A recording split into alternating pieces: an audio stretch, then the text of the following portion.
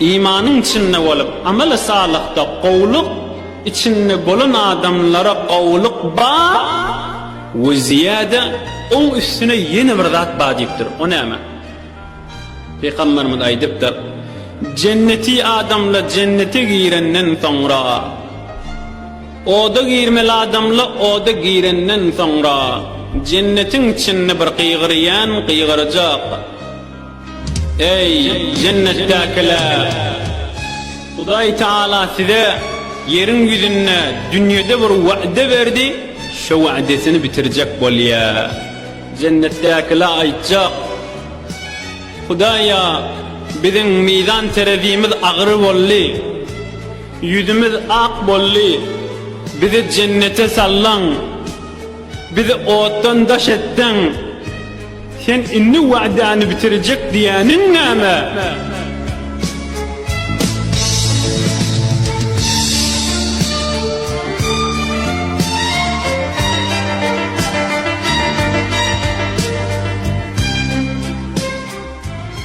فيكشف لهم الحجاب فينظرون إليه فيقولون له سجدا رزقنا الله.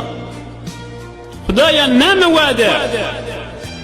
Hudaý tebarek ve taala özü bilen cennetiýiň arasyndaky perdäni açyp öz jamalyny, öz didaryny tamam cennetiýlere köpürjek diýär. Heftede bir gezek, her cuma günü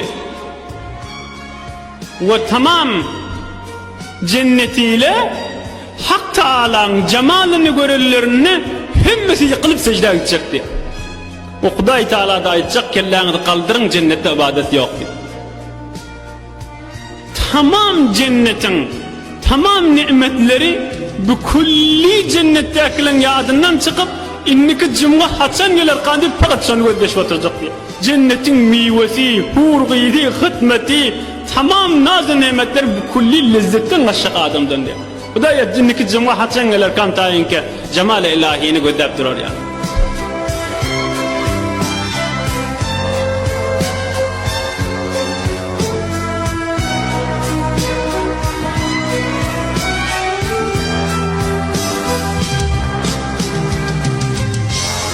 70 harir düşüp düşer astana, 70 hur ol qavşir durur kastana, tuba ağaç saye salar üstüne, hakkın cemalini görse gerektir.